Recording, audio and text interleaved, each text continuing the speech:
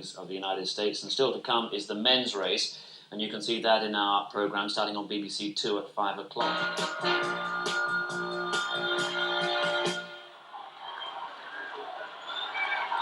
Annie Starr, the world champion, trying to defend that title against the novice Kenyan Karori. Diamu coming through the last minute replacement. Will he make it? 293.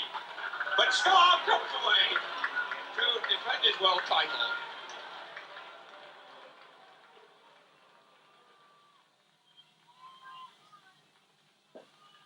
Hello, welcome to Franklin Park and the scene you'd expect at the Winter Olympic Games, but not at the World Cross Country Championships. It's bitterly cold, the course is snow-covered, rutted and icy, and the choice of spikes is a real problem. In the men's event, there's a very big entry indeed. 46 countries, 234 runners, over a course of 7.5 miles. The holders, of course, the Kenyans. The Africans have really dominated cross-country running for the past several seasons, but one wonders today if the conditions may hold them back. Certainly, they're very, very difficult. And this is much more of a cross-country course than we normally see. Just taking a look at the course map, there's a very, very steep climb at the start. In fact, it levels out after about 400 metres. Then the next 400 metres, just very slightly uphill. But Brendan, after about 1,000 metres, 800 to 1,000 metres, they've got a very, very steep hill indeed. Well, it certainly is, and in the men's race, this is going to be really difficult because the start is traditionally extremely fast. So if you imagine you're running uphill with a very fast starting field into an icy wind and with terrible underfoot conditions. And I think this race today is more about the conditions than it is about the competition itself. Just a word about the team that will be representing Great Britain, led by Eamon Martin, the national cross-country champion from Basildon, the United Kingdom record holder on the track at 10,000 metres. The team Andy Bristow of Brighton, Dave Clark of Hercules Wimbledon, and Mark Dalloway of Starport, Paul Dugdale of Horwich, Tommy Murray of Campus Lang, Richard Naroka of Bingley, Chris Robison of Spango Valley, and Paul Roden of East Cheshire. The athletes making their way towards the pens, and that is the reigning champion, Khalid Scar of Morocco. He doesn't look too happy, actually, does he? Well, we're only happy because we're sitting inside a commentary box, but standing out there with the wind blowing into his face, he knows he's attempting to become three-time champion. He knows he's running well. And there's the team, the Kenyan team, headed by Richard Chalimo, Dominic Karui, Sami Lilai, William Mutwal, John Ngugi, the four-time champion. And everyone's saying that John is back to his best. Osoro, and look at them. Well, they're very much the favourites.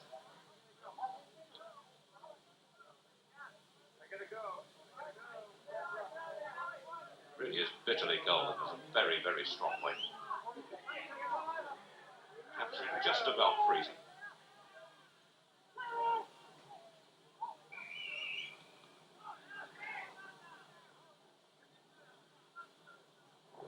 They line up in the pen in order of seniority, in a sense, with the number one in front. So this long chase now, climbing straight away. Pretty important to get a good start. You don't want to get blocked, because after about 1,000 metres, the course does narrow quite dramatically. Just resting the first rise. Do that start loop, as it's described there, once, the yellow loop. And then 5 multiple loops. Going through quite narrow sections. It certainly is, and they're all converging. They're obviously going faster than they really would want to at the early stages of a 7.5 mile race, and I can see Eamon Martin trying to weave his way to the front there, trying to find a decent underfoot conditions, and he's actually doing quite well. He's finding those conditions, and he finds himself probably a little higher in the field than he'd want to, but at least he's out of trouble. He's out of harm's way. We've just got an official temperature. The temperature is 1 degree out there, and the wind chill factor is -6. Well, you can actually feel that, David. So I'm surprised more of the athletes aren't wearing long sleeve vests under their singlets. But Eamon Martin's got a very good start indeed. But the danger is, of course, that sometimes you have to pay for a start like that. Dave Clark's one up there too. Winner of the trials, I can see Richard Naroka of Bingley. Actually, at the moment, it's Britain 1, 2 and 3. Well, let's face it, these are British conditions rather than African conditions. And if you look back in the history of this race, well, the Africans have totally dominated for the last 10 years. You can see them climbing that hill, and you can see the three Britons alongside one another. Well, they've all trained in conditions like this in their various places of abode. And there, Khalid Scar finds his way through just on the outside there, moving right in behind the Britons. And the race is already beginning to bubble. The Kenyans, of course, love to lead. I'm the leader at the moment. There's Mutwal, the steeplechaser. Very compact little athlete, actually. And one can't help feeling in these conditions, Brendan, that it's that sort of athlete who might go well. Khalid Scar there in third place. Naroka right there, Eamon Martin there, Dave Clark just slightly lost his place. A lot of Achilles tendon problems, Dave Clark come through them extremely well. He was showing me the scars the other night, he had one operated on twice. But to come back to this level, Brendan, is quite an achievement. It certainly is. And he's had a good record in the World Cross Country Championships. He's done very well. He's been running for about 10 years now, off and on, when he's had free from injury problems.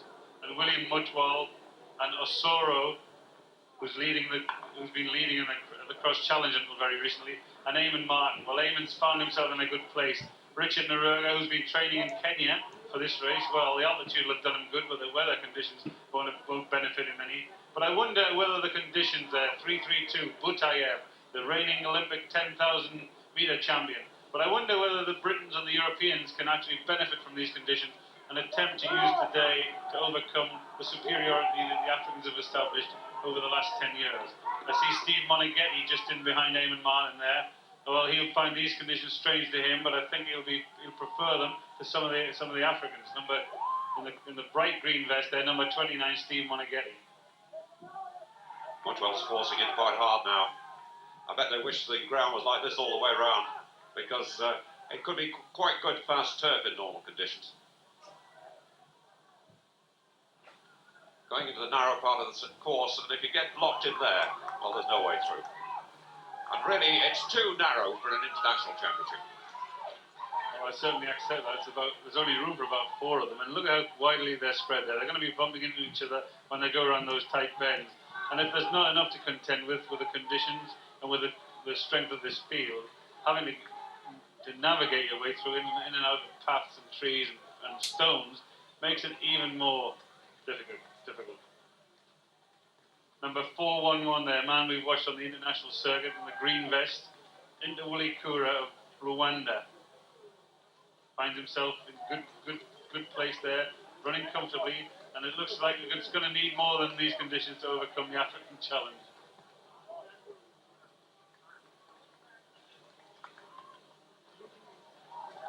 Noticed 334 up there with the leaders. It's Esabani of Morocco. Moroccans have got quite a strong team out this time. A great rivalry between Scar, who's wearing 340, and Brahim Batayev, who's running in this race for the first time, the Olympic 10,000 metre champion. He's wearing 332. Into what a Kura Mutwal right there, trying to unsettle him.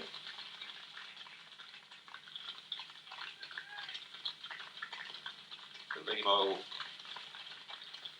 the youngest of the Kenyans, in 4th place. Scar is 5.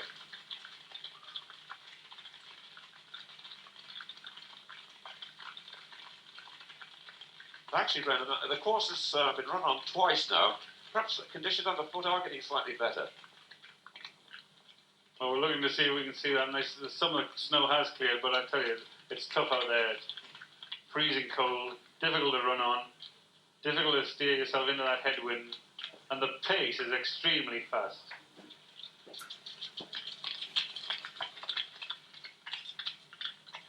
Steve Monaghetti, the Australian, wearing number 29, is well up there.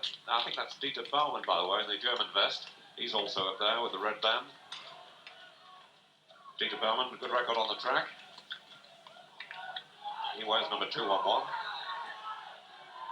David Clark just to the outside. Just to check on the British placings now to the first 5 minutes, and this is a rough check. The leading Briton is Eamon Martin in 13th place. We've got Dave Clark 15th, Narurka 17th, but of course they're in that group there, so there's nothing between them. And we drop back a little bit to Mark Dalloway from Starport, who's 34th, and Andy Bristow of Brighton, who's in 35th place.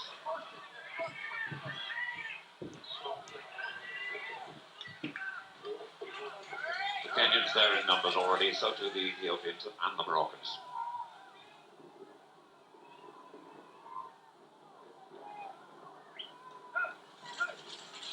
Richard Chelimo striking out there, trying to get a gap on this field.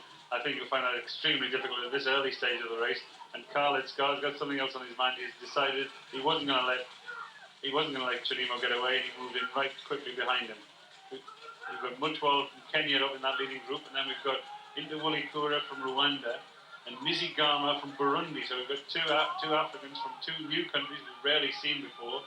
We've seen those two individuals before, but we've never seen the countries compete in any great strength. But the African challenge, 1, 2 and 3 Africans. And there you can see the course is getting churned up a little, but it's still freezing cold out there, and I think it's making the conditions extremely difficult. Soro leading now. Won many races in Europe, then went back to Kenya, and then went on the training camp, and the word is that he's running extremely well, as is Chelimo.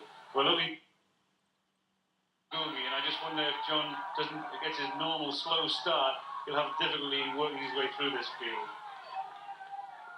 Well, believe it or not, conditions are getting worse. You can't actually tell on there on that shot at the moment, but it's beginning to snow very, very heavily indeed.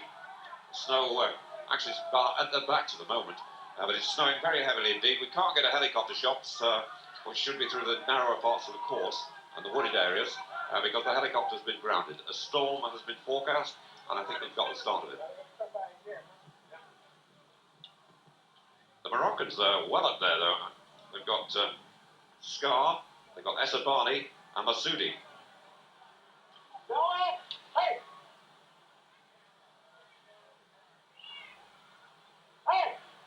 Hey, get out of the way, please! Thank you! And the leading group 2, Arco of Spain.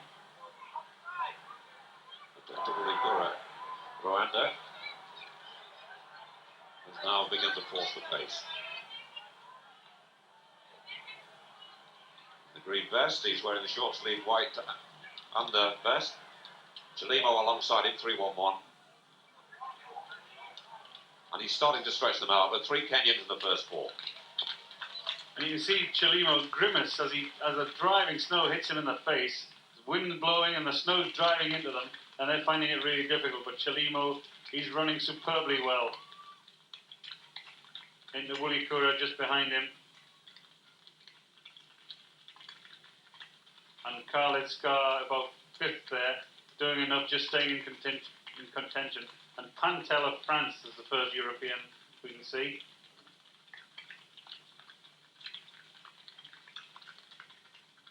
Well, they're certainly not hanging about now. And of course, it's a real problem for the boys behind. Unless they can establish a position here, there just isn't the room to get through. But the pace is so quick that to establish a position in this race, you've really got to start quickly. And often when you do that, you end up running into oxygen debt, which means you're carrying that tiredness for the whole of the race. They're coming into the stadium here, right in front of us, and Chelimo's stretching them. Khalid Scar there, and then John Ngugi, we've seen him for the first time, worked his way through from about 60th place, and now moving into 4th or 5th place there, and finding it, these conditions don't seem to be troubling him at all. He won't run in these conditions often, but he's not having too much difficulty on the flat part there. Also coming into contention, he's been in good form in Europe all the season. And the International Cross Country Challenge is 3-1-6, so Soro lying 2nd at the moment in that regular international series of races. Incidentally, the British positions at the moment as they go through the stadium, Eamon Martin has dropped back a bit. Richard Narurka is the leading Briton, 18. Eamon Martin, 21. David Clark, 24. Andy Bristow, 34. Mark Dalloway in 35th place. Those 3 Britons are doing very well. Dave Clark, Eamon Martin and Richard Narurka.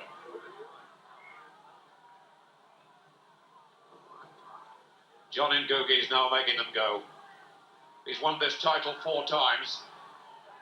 His action actually doesn't look as if it'd be suited to this, but he's really cut through them, and he's really stretched them out as well. The gaps are beginning to develop. It's not a question of space now, it's a question of pace and stamina. Well, he must have run the last mile incredibly quickly, because he was about 60 when we saw him as they settled down after the initial rush, and then he's just worked his way through. But his manager was telling us last night that he's running as well as he's ever run at this time of the year. And we're talking about a man who's won this championship 4 times. So when his coach thinks he's running better than he's ever run before, that's a warning to the rest of the world.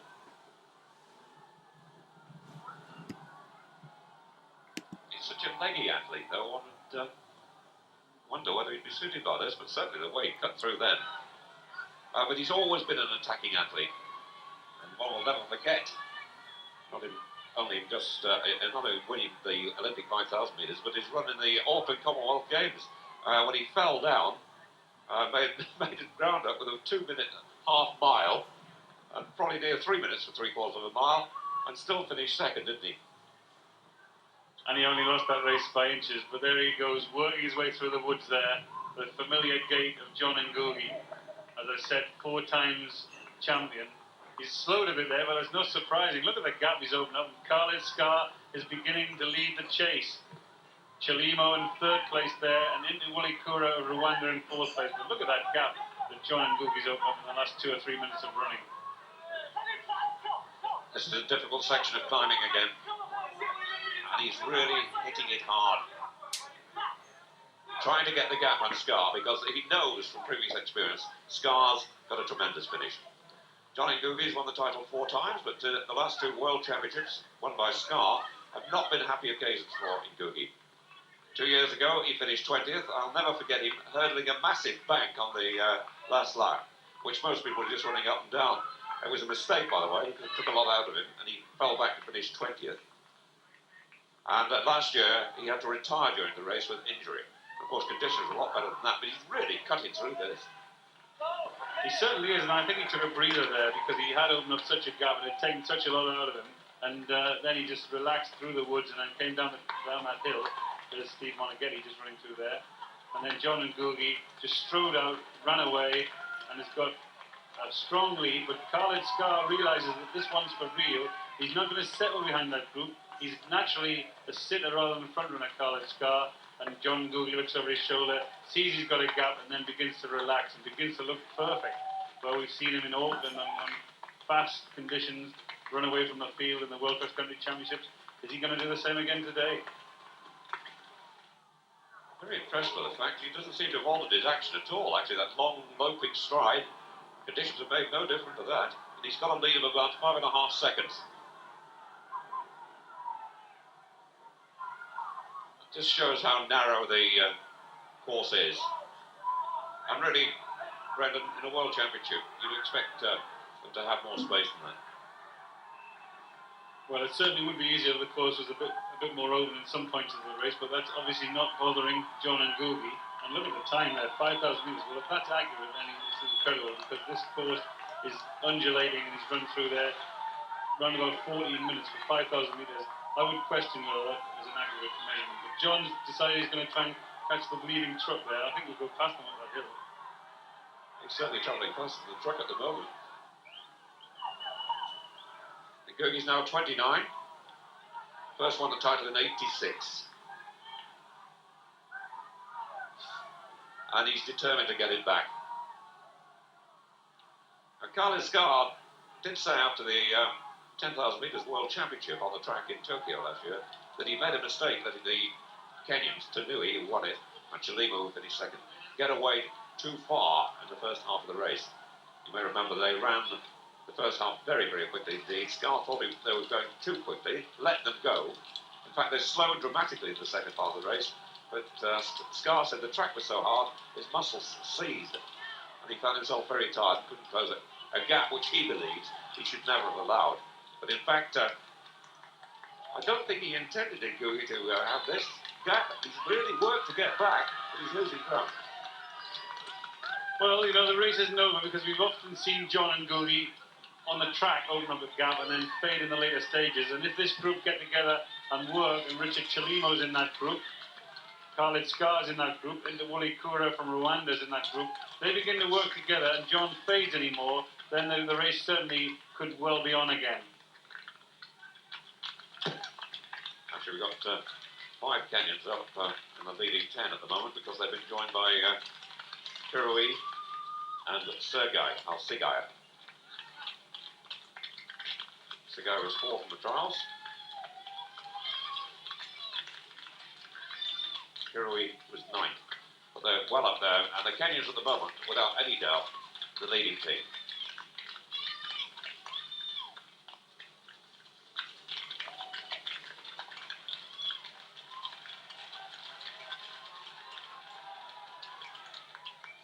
Gugi coming into the stadium.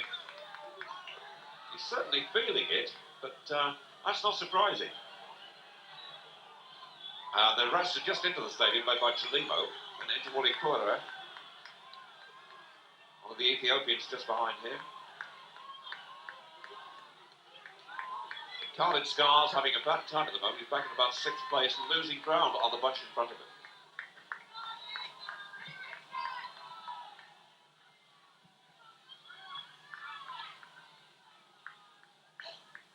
Bayesa is the other Ethiopian who's up there with that leading group. I'll check on the Britons as they go through the stadium. Richard Naroka's having a good one. He's in 16th place at the moment. Eamon Martin in 19th place. Bristow moving through the field. He's improved from 35th on the first lap to 25th now. Dave Clark's dropping a bit. He's 27th. And Mark Dalloway is in 38th place. Monighetti, by the way, of Australia, wouldn't feel at home in this lot. He's having a good one. He's in 9th place. Well, there's the chasing group, but they're going to have an awful lot of chasing to do if they're going to make any impression on that lead that John Ngugi's opened up, because John has settled now at a constant pace. He accelerated through, he opened a gap, he then took a breather, and then he started running again, and he's settled, he's looking over his shoulder, he knows exactly what's happening behind him. He's having the opportunity to glance around to see exactly what is happening behind him. But he looks perfectly at home on this course. I'm amazed that he finds it easy in these conditions, but he certainly is finding no trouble at all from either the course, maybe the weather conditions are bothering him a little, but that's all. Stefano May, the former European 10,000 metre champion, just going through.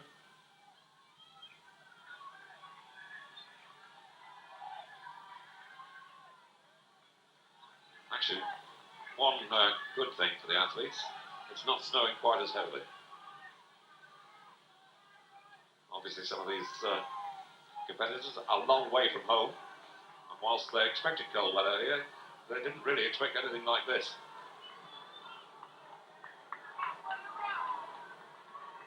Look at John Ngugi, he's just eating up the ground below him.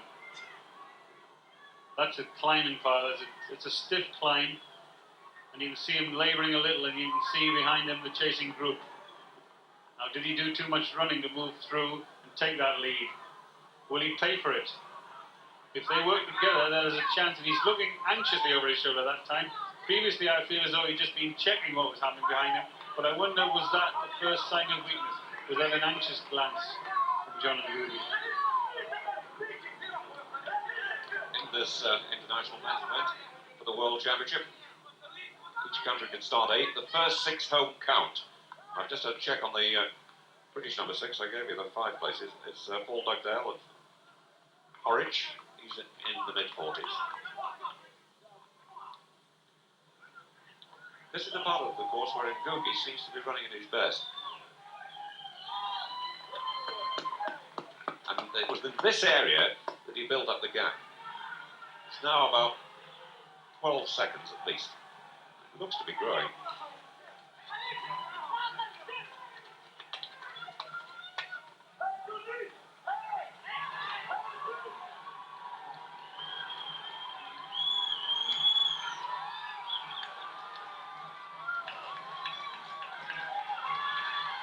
Very few people in the stadium itself got to finish this, but there are thousands out on the course.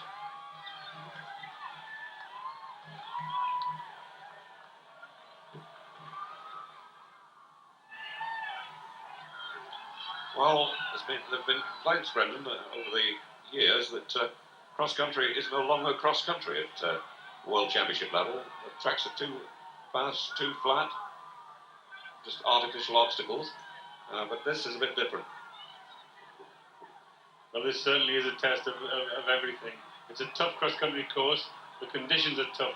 It's freezing out there, and you've got probably the greatest cross-country runner who's ever lived, John Ngugi, the 4-time champion and reigning Olympic 5,000 metre champion. There's no better pedigree in this sport. He's doing the running, then he's keeping a check, glancing over his shoulder, just seeing what's happening behind him. Well, there's not an awful lot happening behind him. He's so aware, I suspect, of Scar's first finish. He's going to need one because the gap is 12.5 seconds. Sigai, the Kenyan who is fourth in the trial, 3:17, is leading the chasing group behind him. And the Kenyans still, in spite of the conditions, looking like holding on to the title they've won so often now. I hope the camera stays there. It looks as if it will. Sigai is 3:17. Yes, he's there. 3:11 is Chalimo. Bayessa is right up there of Ethiopia. Scar of Morocco in that group. And Karui is the other Kenyan up there. Dominic Karui wearing 3:12. And also in that group, Interwalikura of Rwanda. Actually, I saw you talking to Koba, the former Olympic and European 10,000 metres champion yesterday, Brendan. He picked Interwalikura to win this, didn't he? He did. He'd watched him running a cross-country race in Italy, and he thought he ran extremely well. Well, he's running well again today because he's in that group. He's on the back of that group. And it's great for an athlete from a country like that where we've rarely seen any other athletes come from at all in international competition doing as well, because we've watched him over the years work his way up to world class, and you can certainly say he's the first ever world class athlete from there. But looking down the field, that gap is growing a little. I think they're settling as a group rather than anyone specifically trying to chase and attack John Ngugi. And on this course, in these conditions, I think, unless someone made a concerted effort to try and run away from that group, get away on his own, I think it'd be extremely difficult for anyone to get near John Ngugi now. The thought occurs to me, as we watch the group there, that there are 3 Kenyans in it. We've got a good Kenyan leader now with a very strong gap. I heard the Kenyan team manager said at the press conference the other day that they would run as a team. And it may well be they're not going to try to help the others back to Ngugi. We'll settle for what we've got. It would be a great result for Kenya to win the team race again, but the best result of all would be if it was John Ngugi, the 4 times cross-country champion, winning it as the individual place. So I think there may be some merit in what you just said, David. Actually, Ngugi's finding it quite hard. You may have seen the pressure there. He's frothing a little bit at the mouth. He's obviously finding the breathing difficult with this cold, biting wind, which is sweeping across the course. But they're actually physically in our view now. And I would think the gap is at least 70 to 80 metres. And that's not going to be easy to close. Chalimo is now in 2nd place. And the gap has grown to 15 seconds. So it's Ngugi leading from Chalimo in 2nd place. Bayessa of Ethiopia, who's been leading the cross-country challenge in the last few weeks with his wins, particularly in the Chiba Malidi race in Milan, and then in the Walikura in 4th place. We're looking down the field, and the Britons are actually doing extremely well. Eamon Martin, Richard Naruga. Actually, I've just got to check them on them, Brendan. They are doing well, actually. Naruga's now in 14th place. He's improving all the time. Eamon Martin, having dropped to 21st, is back in 17th, working his way through. We've got Bristow in 24th place. He's come through from 35, improving gradually. We've got Dave Clark in 25th place. Mark Dalloway from Stargate in 29th place. But we've dropped, we can't see any sign of Paul Dugdale. That was the 6th counter.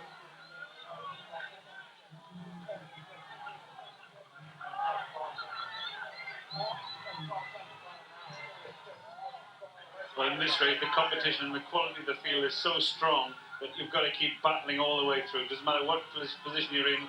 There's Chris Robeson, number 209, running for Britain. He must be about the 8th counter for Great Britain. And he's passing athletes. He's running strongly. And the overall performance of the British team, we didn't think it was a great team in strength and quality, but they're actually acquitting themselves very well.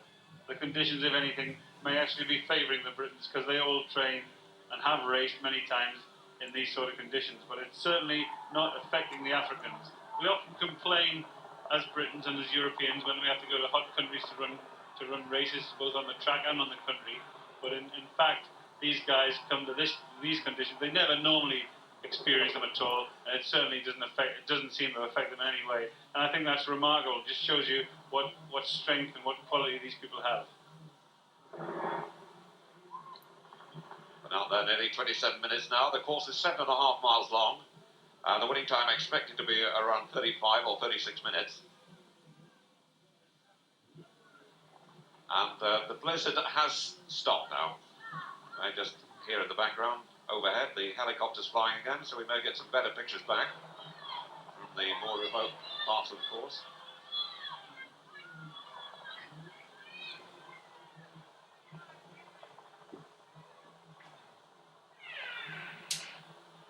On your information, Brandon, beginning to look good. I think you said yesterday they were very confident. He certainly displayed that. Well, confident, running well, looking good, flowing over this course, and that gap is too big now. Chelimo leading the group, Enda Willie Kura and Khalid Skar just behind him, by Issa of Ethiopia, but I don't think they're even thinking about attacking John Ngugi now. And let's face it, it would have to be a great athlete to get anywhere near him today, let alone beat him. Actually, watching John in action, it's hard to believe what a hard 2 years he's had. He's had a difficult time with injuries, various problems. But there's no doubt at all, he's 100% today. Of course, he pointed the way to his return to form last season with a very fast 10,000 metres. I think it was about 27.11. He ran 27.11 for 10,000 metres in Brussels last year, the third fastest 10,000 metre race of all time. And actually in second place, Richard Chelimo, he ran the second fastest 10,000 metres of all time. And further down the field in this race is the world record holder, Arturo Barrios. Well, we haven't seen much of him in the race, but he was in town. Well, we don't know if he started or not because we haven't seen him. But look at John Ngugi. The runners back home really admire Ngugi. They love the way he runs. And the thing they like most about him is that he's one of the few athletes in the world that can open up gaps in the middle of races. And when you're watching him, you never know what he's going to do. He can slip away from a field on a track race or on a cross-country race like this with tremendous acceleration. But I bet if we had a picture of the start, I think he was around about between 60th and 100th after the first 400 metres. He doesn't enjoy starting quickly. He can't start quickly. He can't finish quickly, but he certainly can run well in the middle. Certainly true, but it's a mystery to me how he got through on these narrow wooded paths. Pretty loose-lived athlete. Let's check on the time gap now.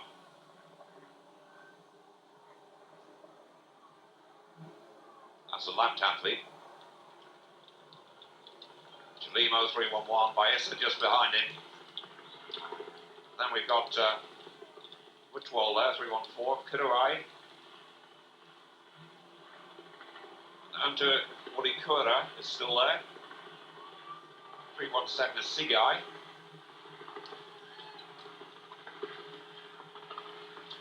It's a bit soon to say it, but it looks as if they've certainly settled for second place. They're making no impression.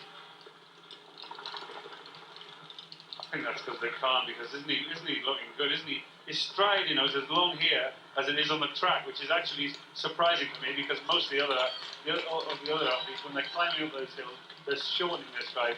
John Ngugi just opening out and he's letting it run. Not a classical style, but a very effective style. 4 times World Cross Country champion, then a couple of years in the wilderness, and on his way back to become the 5 times World Cross Country champion. Nobody's ever done that before, and I bet that nobody's ever likely to do it again. The reigning Olympic 5,000 metre champion, a man admired by all distance runners in the world. And this is the toughest distance race in the world to win, and he's won it 4 times and on his way to the 5th.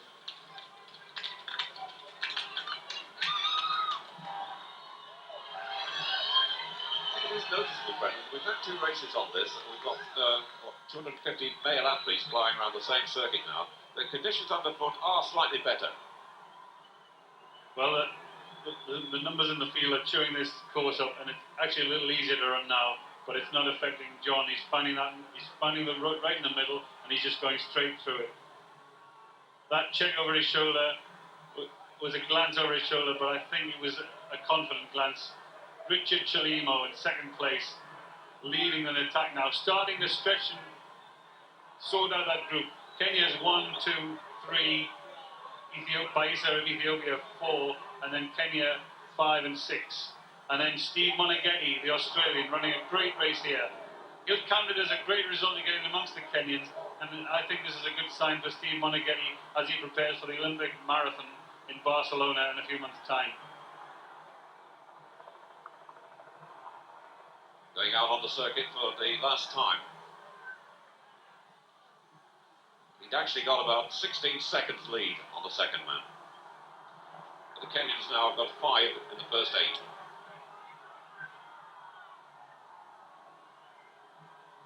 In that chasing group, Mutwal, Sigai. Also got Chalimo, Karui. I didn't see Osoro there, but he was well up earlier on. Check now on the Britons as they go out on the last lap. Naraka now in 15th place. Eamon Martin is 18th. Dave Clark 23rd. Andy Bristow 24.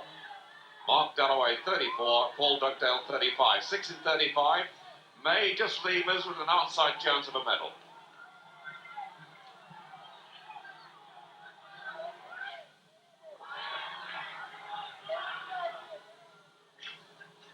Well, the British team really are doing extremely well. And if you look at it, they're working at it, they're working all the way, and they have done since the race started. The Kenyans, as usual, finding themselves at the front and unchallenged and unchallengeable. John Ngugi stretching away from this field, settling in that position. And I think, as David Coleman said earlier, the rest of them have settled for second. And the reason they've settled for second is because he's going so quickly and attacking this course on every hill, and then running freely on the downhill stretches and opening up his gap even further. And he's looking across now, and he can see as he doubles back in the woods there that the group contains 5 Kenyans, but they're not providing a challenge to John Ngugi. Not surprisingly, he's showing signs of fatigue there. He was a bit slower up that hill without any doubt this time. But now gets the compensation of going downhill. The legs flow a bit more freely.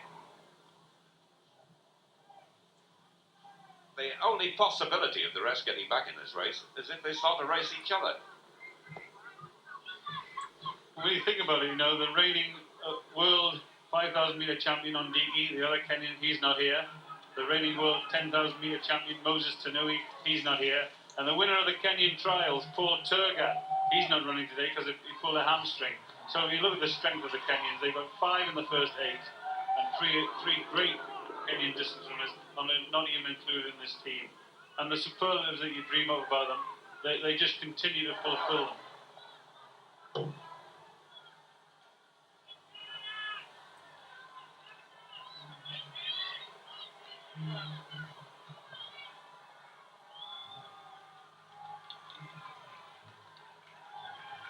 Thousands and thousands on this desperately cold day have turned out to cheer these athletes. And Ngugi's really amongst the tail enders now.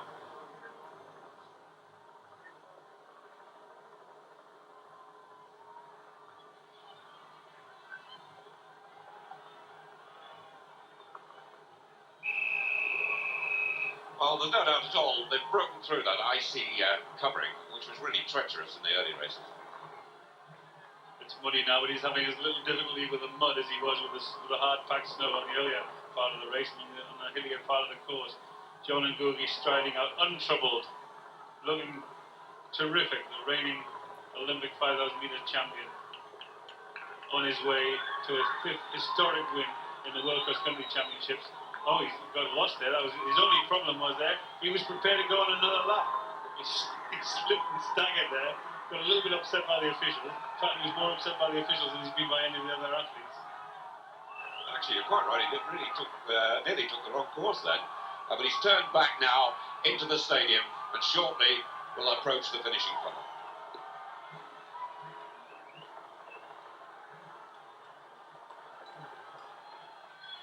There are 5 in the race for second place.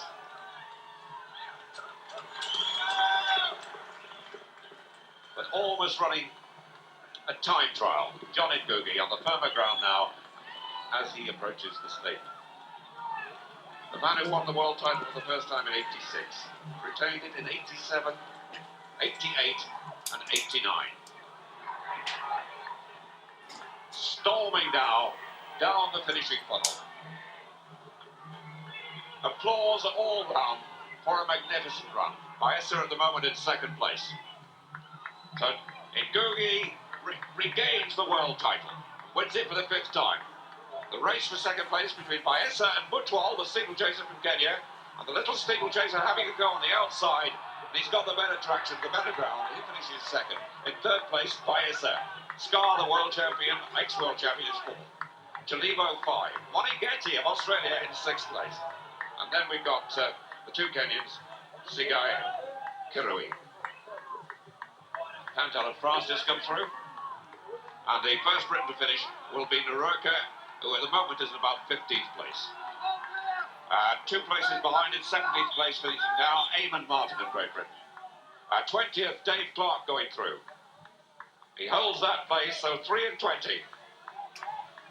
26 now, Andy Bristow of Brighton who comes through. And Paul Dugdale, it looks like, coming through in about 33rd place, and behind him, Dalloway of Starport is 36. So good packing by the British team. Well, that was a terrific performance by the British team. And if you look at how much the Kenyans dominated this race, we're looking down the field to see.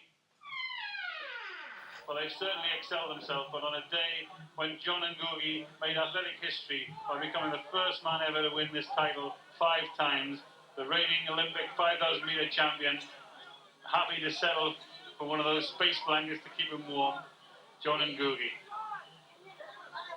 Well, later we'll be having a look at the junior races, but first let's have a look at the race for the Women's World Championship. The defending champion, Lynn Jennings, was warming up a few minutes ago, and now we see Liz McColgan. This is a recording just before the start of the race. A little bit of difficulty underfoot there, but now we can join them at the start.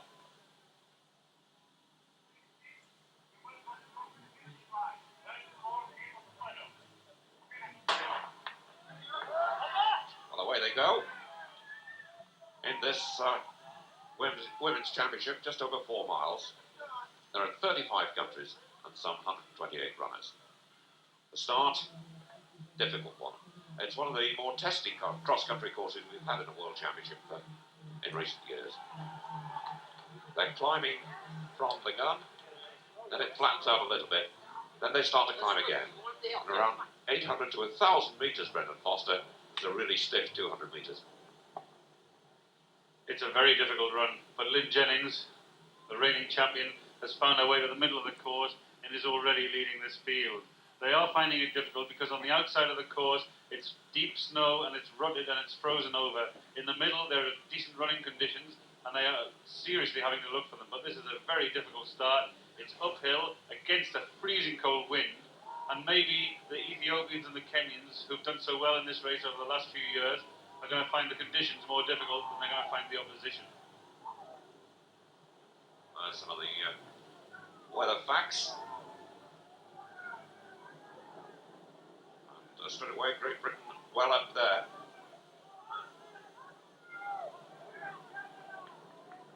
Saw Jill Hunter just off the lead a moment ago. And Jennings, the reigning world champion, on the far side. Lives only 50 miles away from Boston, and she won the world title 2 years ago for the first time, and then retained it last year. And she's determined, she says, to break Liz McColgan in this. She was very disappointed with her run in the World 10,000 metre championship in Tokyo, won so convincingly by McColgan, when Lynn Jennings finished in only 5th place. Well, you can see that early hill and that conditions underfoot. They're finding it quite difficult. They're driving into a headwind.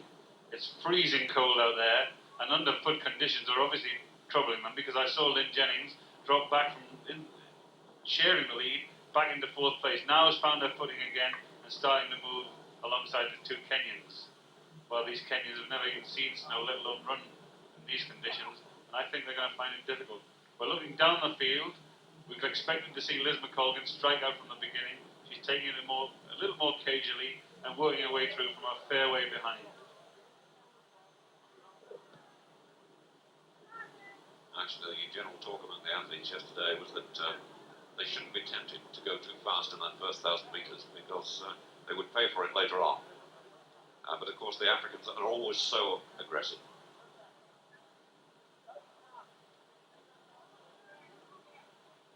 Well, Lynn Jennings looking over her shoulder, and I'm sure she's looking for Liz McColgan, because Liz has had an unbelievable spell. Lynn Jennings there, right next to Susan Surma, who we've seen on the European circuit quite a lot recently. And there's Liz McColgan running on the outside, working her way through, trying to find her way through, but it looks as though to me that she's having a little bit of a problem with the conditions. We've seen her running recently. She's had no problem with the competition indoors. She's had no problem on the roads, but she's rarely run in conditions like this. And Lynn Jennings, I'm sure, has gained a little bit of confidence from the fact that when she did look over her shoulder, she saw massive athletes behind her, but she couldn't see the one thing she was frightened of. She couldn't see Liz McColgan. Lynn Jennings taking it on early last year when she won with a sprint finish. The last 400 metres, waiting with the pack before. Got Susan Surma up there, and Chep Gino running 2:51, the other Kenyan. Liz McColgan gradually working her way through. Well, actually, that was quite interesting. Number 213 in the blue vest, who was running alongside Lynn Jennings up that hill, was the Icelandic girl. I don't think we've ever seen Ernst Dottir from Iceland. I don't think we've ever seen an Icelandic athlete in a race of this nature, but the conditions maybe explain why. Actually, you can see the changing going there. That's been specially laid down because it was so rutted that also crossing a road. And they were very worried, actually, this track would cut up a lot, especially in those sections, and that the spikes would pick up stones from that of mud and become very heavy. Well, a lot of the pre-race talk was about what kind of spikes people were going to wear and which part of the course they would try to find the best conditions. And the lead there, number 251, Chep Gaino of Kenya. Right alongside her, Susan Surma of Kenya. And the first Briton I can see is Lisa York, who won a very good indoor race last weekend, set a UK all-comers record in the 1,500 metres indoors, and that speed is obviously helping her a little. Now we're beginning to get a little anxious because we're looking right down the field as best we can to find the reigning world 10,000 metre champion, Liz McColgan. Here you go.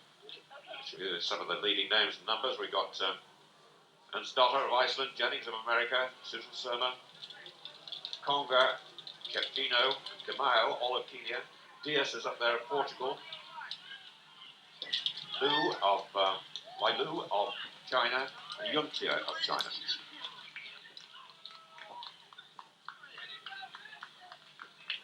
The Kenyans certainly on the attack, and they've got 3 now in the first 6.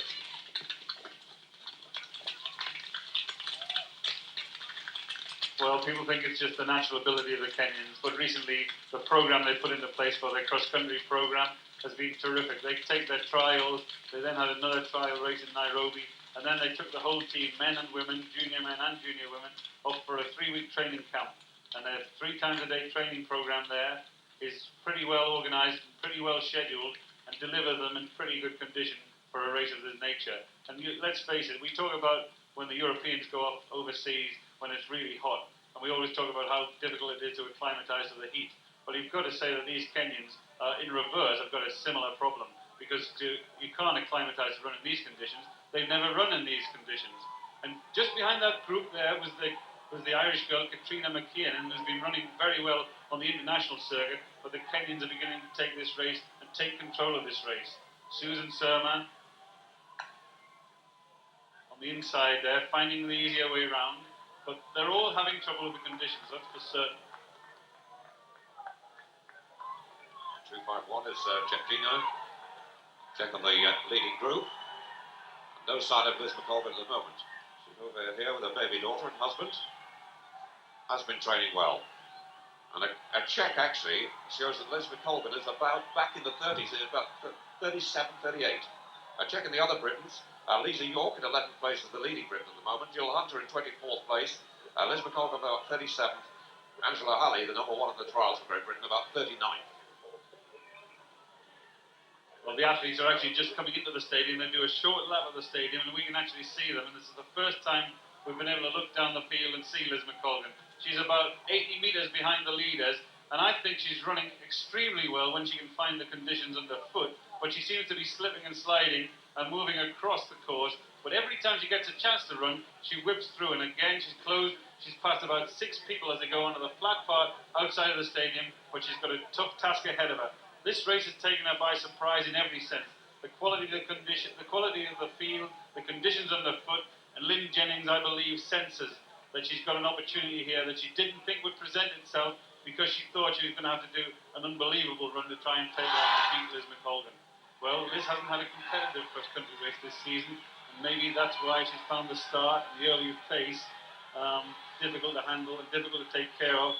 Lisa York, the first Briton there, in about 10th place.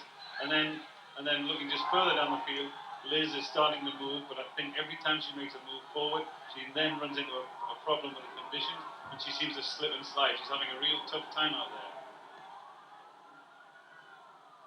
Dropping back down the field, it shows how narrow the course is in parts. It really is too narrow for a field of this size. The men will have trouble overtaking, and it's very difficult to work your way through when you've lost the position at the front. That's the last athlete, a long way back. And you can see she's finding it hard underfoot.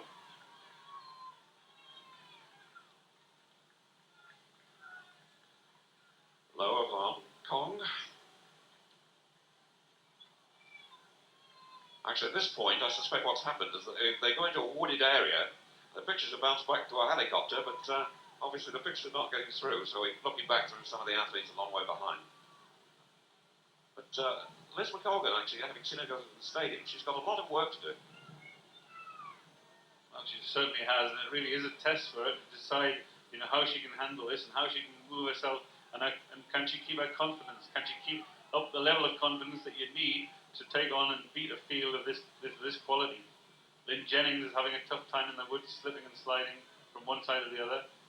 When this course was originally set, we saw great, beautiful pictures of the grassy underfoot conditions.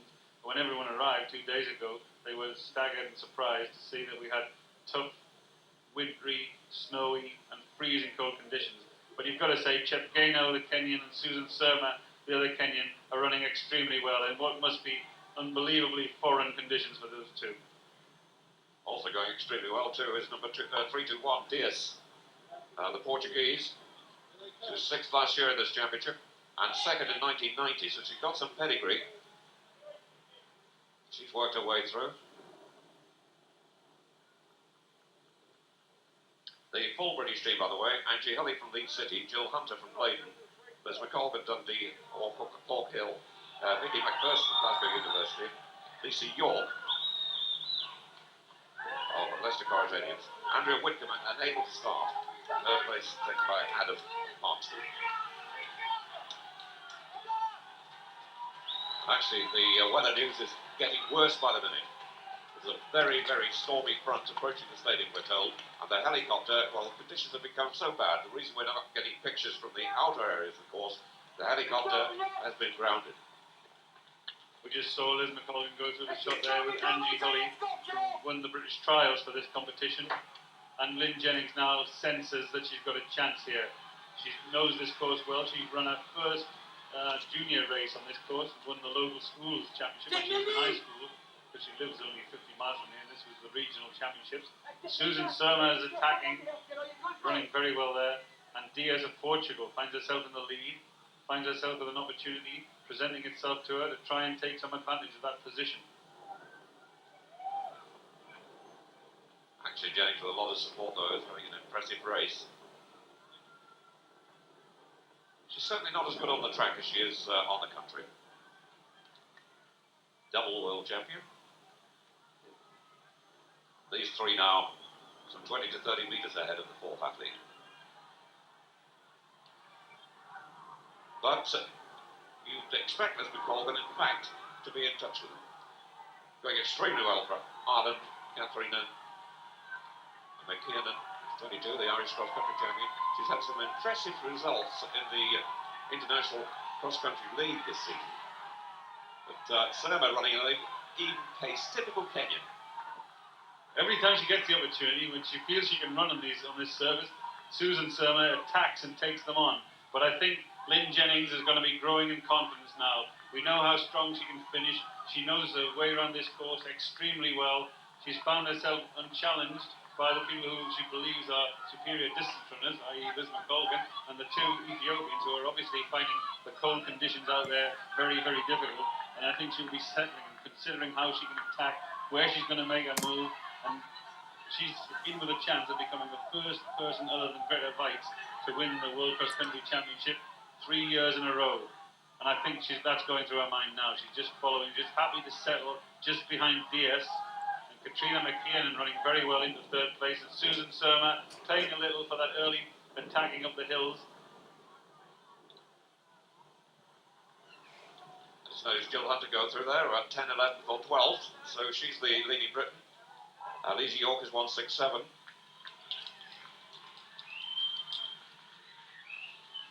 Actually, this is an impressive run by McKiernan. Now in third place and dropping Surma, the Kenyan. But Diaz is not letting the pace settle. She's not spurting like the Kenyan was, who's paid a little bit for that. She's keeping it fairly even. And actually, McKiernan, Brendan, she's got a gap of about 20 metres to make up on the first three at one stage. An awkward gap to close, but she's closed it very well.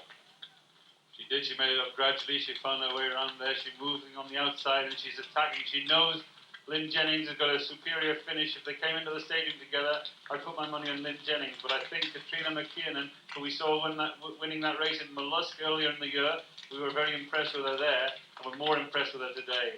And she's got great support because Boston is the capital, the Irish centre in the States, and there's plenty of them out here. Katrina McKiernan, Diaz of Portugal, and Lynn Jennings just settling behind them, just sheltering behind them, and you can see they're bending into that vicious wind. I just feel that Lynn Jennings is finding herself more comfortable in these conditions than she did in the early part. The race is on. Every opportunity she gets, she looks over her shoulder to see if there's a challenge coming from behind, but it looks as though the medals are going to go to these three ladies. Just checking while you were talking, Brendan, as they come back into the stadium. Jill Hunter is now in 9th place. Working her way through gradually and very impressively. The Bladen Harrier, who is no base in America, but this is a brilliant run by the Irish girl. Vicky Huber now, United States, coming into 4th place. So the Americans delighted to have 2 in 4. And the Kenyans going backwards, led by Susan Surma, who was in 3rd place. 136 is Yisiak, who ran so well against Liz McColgan in the World 10,000 metres track championship. Just looked wanting to see Liz McColgan go through, but I didn't spot her there. Well, she's right in front of us now. She's in the stadium. She's struggling on these conditions. Her recent races indoors were obviously very successful, but there's a difference between indoors and cross-country running. And I think Liz is having a tough time out there. She's obviously not enjoying these conditions at all, and she'll be very disappointed, even though she is attacking. She's about in 33rd place, we were just counting through, and there's Angie Hulley, the British trials winner, going through just behind Liz McColgan. But these three are what this race is all about. A rough check on my placings. Angie Hulley is about 35th. Liz McColgan in the low 30s. Lisa York in 20th place. Laura Adam came in as reserve. She's back about 85. And Jill Hunter on the last count back about 7th or 8th. Well, Jill Hunter's certainly done her running, even though she wasn't very happy when she saw the course. She thought the further it went, the better it was going to suit her. But you can say the African challenge is being thwarted by these conditions, because we expected 3 or 4 of the Africans to be in the first 4 or 5 alongside McColgan and Lynn Jennings, the pre-race favourites. There's McColgan going through the shot there. Every time she gets a chance to run, she does run, but every time she gets under the difficult conditions, she can't do anything about it. And she'll be very depressed now, and that will start to affect her running. She'll be very unhappy with what she's doing out there. She's very unhappy all around. and that's what happens when it gets into you in this race. Then they just come flowing past. Just a point about the Kenyans, they've dominated the men's race for so long, and this women's race. One wonders whether they'll find the men will find the conditions acceptable or not. Back into the wooded area. Don't forget 6 for each country run. The first 4 home count. The points rounded up of their placings and the lowest total wins. So, looking at the trip around the course yesterday with Brendan, one of the great concerns about class athletes was the heavy overnight frost, Brendan, because it was pretty rutted yesterday, and it's been, it's even worse this morning, and injuries. Well, that's right, because most of these athletes have got their eyes on the Olympic Games, and these conditions were a surprise. And you can see Lynn Jennings there in second place, having a little bit of difficulty there, finding a decent track. Katrina McKeon in third place, and Diaz seems to be coping with the conditions well. But we're 18 minutes into this race, and we're only about half a mile from the finish. Huber in 4th place, just hanging in.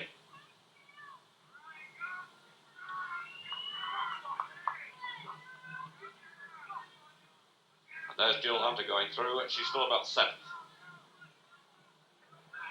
So the battle really on in front now. You've got to take a chance going downhill, hope the spikes hold you. It's underneath, it's like a skating rink in patches. McKinnon holding well onto 3rd place and looks to be safe there at the moment because there's a big gap to 4th and Vicky Huber. Lynn Jennings there just demonstrated to me that she really knows her way around the country. She dived up the hill and she slid round the bend and then just let it all go, coming down the hill, moves alongside DS of Portugal and finds herself in the position that she's probably been dreaming about, trying to win this race on her home patch.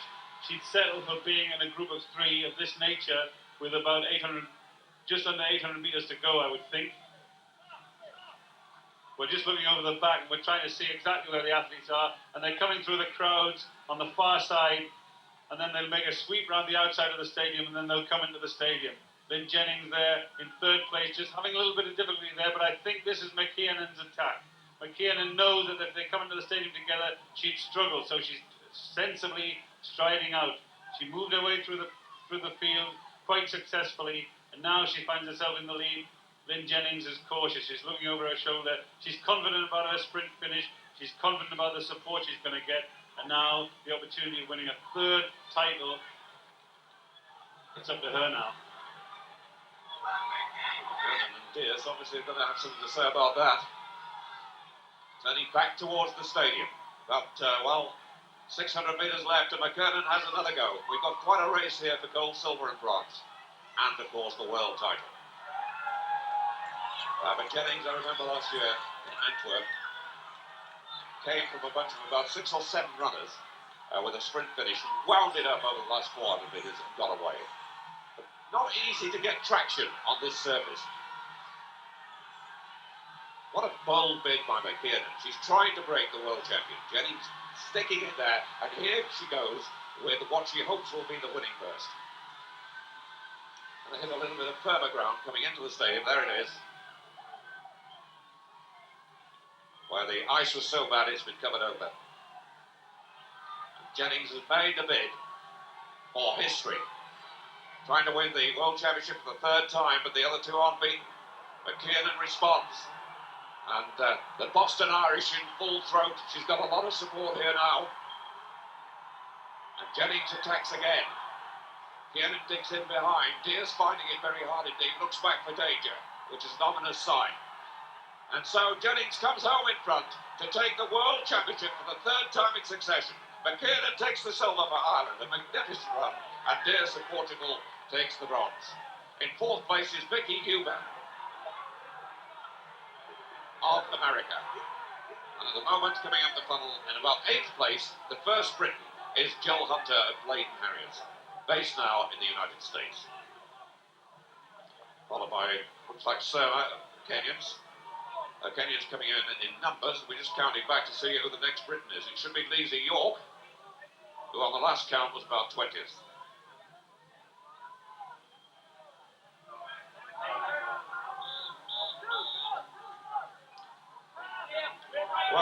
you've got to say, actually, just on countback, we just spotted losing Anisi Gore. She's losing ground rapidly all the way up the finishing column. And she's in the 30s. And Liz McColgan has dropped back. It's just about to finish. She's about 40-41. Well, what's got to say, Brandon? I think I've done a bit too much running on the treadmill. I'm not getting outdoors enough, so I'm on the way back now to do some track work, get some speed work in, and do some races on the roads just to get my legs going now. Will Liz bounce back from this? Oh yeah, I mean I've bounced back already. Obviously, you know, it's a bad result for me, but it's not did my confidence any harm at all. I still feel very confident that I'm going to run very well on the track. As I say, it's an experience for me just to say, like, you know, you've got to be aware of your body and give your body a chance. My husband's been at me all week, but I was so caught up in running this race, I thought I knew best. Obviously I didn't, so I'll do this a lot Luck in to- the future. Well, now a check on the 1, 2, 3. Lynn Jennings retained the title by just 2 seconds for the United States. McKernan, a brilliant run in second place to take the silver for Ireland, and also takes the overall points award for this winter's International Challenge series of races. And in third place, Alberto Diaz of Portugal. Just 3 seconds covering the first three. Well, now the team result, it's won by the Kenyans. They retain the title. United States in second place. Ethiopia a third. Ireland a very good run to finish fourth. And Great Britain back in seventh place. The British placings, Jill Hunter was 8th. Lisa York 34th. Liz McColgan 41st. Angie Hulley was 46th. McPherson was 62nd. And Adam in 64th place. Well, now the men's result, the 1, 2, 3. Ngugi wins the title and becomes world champion now for the 5th time. He lost the last two, won his first in 86, and won so convincingly, he was 12 seconds in front of Butwal, who finished in second place. Aisa of Ethiopia in third place. But so far, by the way, the men's team result is not through. The Women's Junior World Championship well underway. They're on the final circuit now of this course, less than 3 miles, and the leader is Yunxia Wang of China, trying to break away. And in the chasing group, 2 Britons, Paula Radcliffe, the British number 1, now in second place. There's the world champion just behind her, the defending champion, Lydia Cheremai, the Kenyan. Jennifer Clegg of Liverpool is in 5th place at the moment. But, Wang has made a real effort to get away. Weather conditions very, very poor indeed. The ground very crisp underfoot. The helicopter picture having trouble. I reflected the pictures back to the helicopter. But there's a blizzard forecast for later on. I'm afraid the helicopters have to disappear. It's not fit to fly. But that's an outstanding performance by the 2 Britons. 2 in the first 5, Paula Radcliffe and Jennifer Clegg. Both of them have had good winter seasons. Jennifer Clegg running well in the Northern Women's Championship. But Paula Radcliffe, she's only run 3 races this season and she's won them all. And last weekend she won the English Schools Championship by over a minute in Bristol. And she said she knows it's going to be hard in Boston, so I'm going to give myself a hard workout in the English schools. Well, she certainly did. And there's one young lady who's found the conditions a little bit too much for her. Conditions are very hard indeed. But Paula Radcliffe's closed the gap now on the Chinese leader. And Clegg of Liverpool in 4th place, so Britain with 2 in the first 4.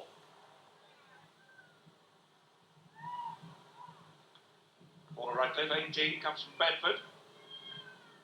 And having won the schools title, earlier in the season she won the trials and also the National Junior Cross Country Championship. Obviously made the right choice in terms of footwear, and that is important, isn't it? Well, it certainly is important, and it's actually working well for her. She's attacking well on those tough underfoot conditions. She's attacking the Chinese girl and running very well up the hill. It's crispy underfoot, it's hard underfoot, it'll probably churn up a little bit later, but she means business in this race. She's come to the race confident. She thought she'd finish in the first 10, but she's guaranteed a better placing than that already. And Clegg in 4th place, actually the British team placing quite well. Looking down the field, Sharon Murphy is the next Briton. She's in the 20s. In the 30s, we've got Karen Wetton at Birchfield. Check on the leaders, the Romanian Toto Vianu. But the leading two are well away now. So it's China versus Great Britain for the gold medal.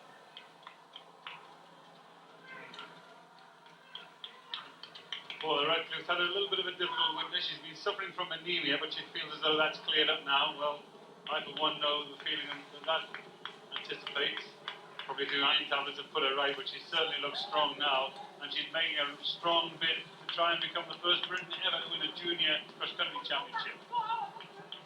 Running a tremendous race and trying to break the Chinese now. They turn back towards the stadium.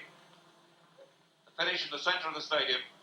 And Paula Radcliffe has made her bid now for glory in the world title. Clegg went still well up there. And the gaps opened up.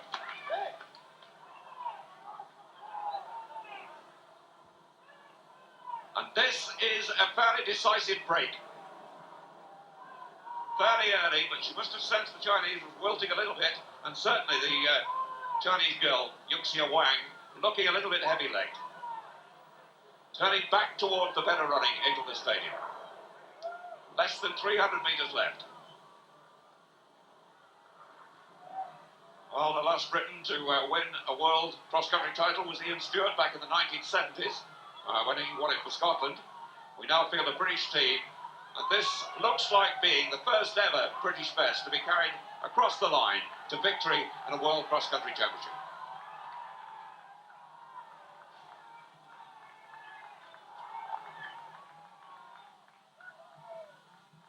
Zola Budd, of course, took the title, but reverted to South African status. But here's a homegrown athlete with a tremendous performance. Lost in the crowd, packing the approach to the finishing funnel. And just about maintaining that gap and getting onto the better ground now. The stadium gates in sight. Zhang some 4-5 seconds behind. Yuxia Wang. Tired, but the end in sight. And a world title at the age of 18. The official pointing the way, but she knows only too well where that finishes. Paula Radcliffe, 18, from Bedford. The English schools champion becomes champion of the world in the junior race. Wang in second place. Cheremai having a great battle for third and fourth place with Jennifer Clegg. Cheremai just wins it, and Clegg and Liverpool in fourth place.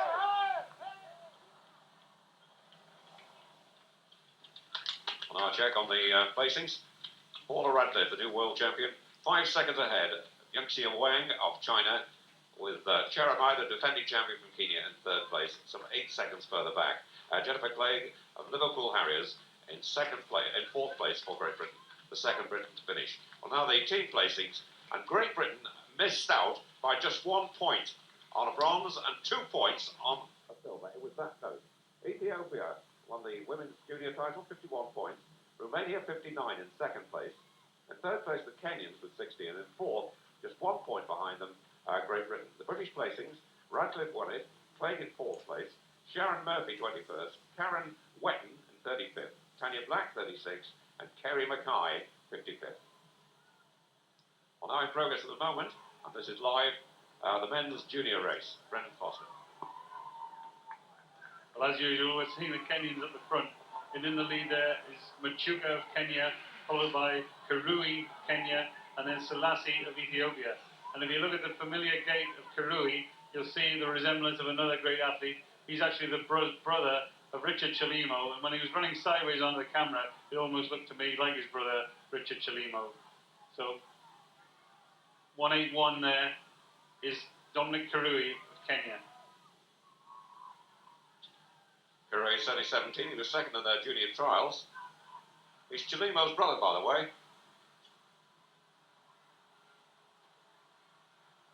Ethiopians packing in behind there. And again, of course, it's an all-African battle. we've been saying all afternoon, but they have coped tremendously well with the conditions. Looks like one of the young German athletes, and he looks as though he's got a severe spike in the back of his leg there. But we're going to see an exciting race here because they've settled down a good, strong pace, these four. 2 Kenyans and 2 Ethiopians. Just to check on the Britons, because they've just gone out of the stadium. Third place is the leading Briton at the moment is Spencer Barton in 17th place. Then we've got David Robertson, who's 20. We've got Kevin Toa, who's in 25th place. David Robertson is 29th. Colin Jones is 32nd. And Jonathan Wild, 55th. Well, we've been joined in the commentary box by the winner of the women's junior race. She's watching this race with great interest. We'll start off by saying congratulations, Paula. Thank you very much. How do you feel about this race? I mean, you've been studying the form of the men, and you've run against them, or you run with them when they were running the English schools, and you were. Do you think the British men are going to do well today? And can you see any of them? Any pointers there for us? Yeah, I think they're packing very well together. There's Spencer Barton well up, and then there's Kevin Toa behind him and David Robertson. If they pack well and move through from here, they could get a good team placing, I think. Well, that was a quick comment about the men. What about your race, though? You came here, you said the 10th was your target. You've actually ended up winning the gold medal. How do you feel about that, and was everything leading towards this race today? Well, I was just really glad to get here after I'd been off at Christmas, and we said the top 10 I'd be really pleased with. And then halfway through the race, I was in the top 5, and I thought I can stick here. And then going down the hill, I pushed away again, and once I had the gap, I thought I could keep it to the end. And how did you find the conditions? Because we looked at Liz McColgan, who was the favourite for the women's race. She really found it difficult out there in every sense, but you seem to cope extremely well with those conditions. Yeah, I think the conditions really suited me. I felt really good. The ground was hard and crisp and fast, and that really suits me, and the hills just broke it up and made it a bit tougher. I had long spikes in at the front and then 12 millimetres in the back, and it seemed to work really well going up the hill. Well, earlier in the season, you were suffering from anemia, and you must have never dreamed at that point, back end of December, around about Christmas time, you probably didn't even think you were going to make it here, did you? No, at Christmas we thought we just wanted to get back to Boston. We trained pretty well, came through quite fit, and we thought we could just scrape into the team. I'm just really glad to get here. And what about a little comment for all the girls you ran against last weekend? One weekend the English schools, the next weekend the world champion. Yeah, it's just unbelievable. Well done, Paula. Thank you very much indeed. Well, now we'll just leave the men's junior race for a moment for some very good news for Great Britain indeed, because the men's team result has just come out. The Kenyans won it, retained the title. The French in second place, and only 2 points behind in third place, Britain's men exceeded their best expectations. Noroka finished in 15th place, Eamon Martin was 17th, and Dave Clark 20th, Andy Bristow 26th, Dugdale 33rd, and Dalloway in 36th place. So just 2 points behind the silver medal position, but an unexpected and well-earned medal for the British men's team. Well, now back to the men's junior race. Ismail Karui there, stretching them out now, pulling away, looking strong. And doesn't he resemble his brother Richard Chelimo, David? He does. He's a compact athlete, isn't he?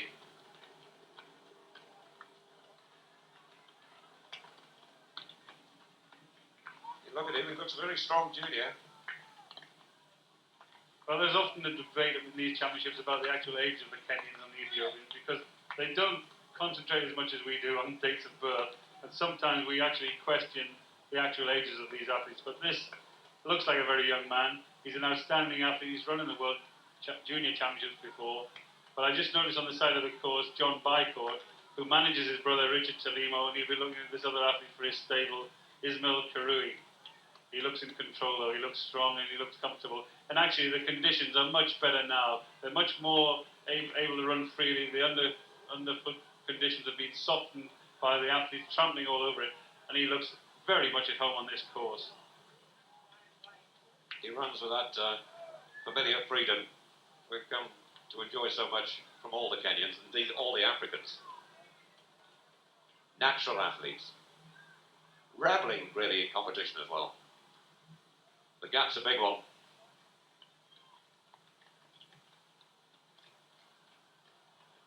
Machuka in second place, and Selassie of Ethiopia is third.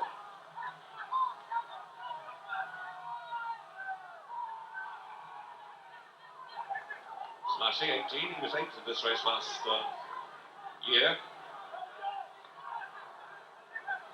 Kenny Machuca, he's only 16, by the way, and he's got an astonishing record when you look back at it. Hardly believable. 16 years old. He's run 10,000 metres. That's the lad in second place. We're looking at the lead at the moment. He's run 10,000 metres in 28 minutes 15.6 last season at 16 years of age. Well, that's outstanding running by any stretch of the imagination. But this man looks good. He looks strong, he looks in control. And you know, when you talk to the Kenyans, they feel a little bit annoyed that they're often referred to as just athletes with natural ability, because they feel that the altitude is obviously to their benefit. But they also feel that their training program, especially their training program leading up to the World Cross Country Championships, is tailored to suit and to fit the conditions that they run in this World Cross Country Championship. And they also suggest that their diet is a great advantage to distance runners, because they eat maize as their staple diet, and that's very high in carbohydrates. In recent years, everyone's discovering pasta and spaghetti, the things that the Italians eat, but these guys reckon they've always eaten the right food because that's their staple diet of maize. So they don't enjoy being classed as just natural athletes, just coming in here and running around. They prefer to think of their whole program being tailored and being suited to cross-country running and distance running, and they feel it's a bit more scientific than they get benefit and get credit for. Let's go through the stadium again. And the gap is about at least 50 to 60 metres.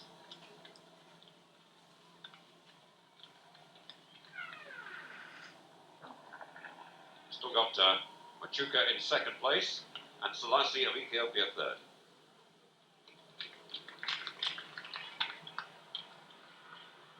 Approaching about, under 4 miles they've covered at the moment.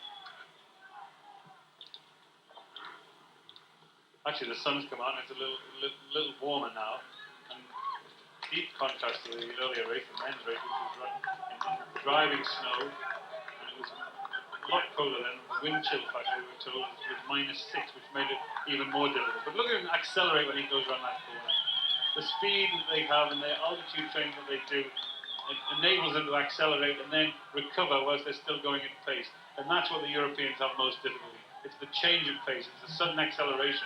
And we're looking down the field, and I think we've got some news of the Britons. We have David Todd from UK. He's in 26th place at the moment. He's the first of the Britons. Going back in 36th place, David Robertson, who comes from Tunbridge. 38th is Spencer Barber.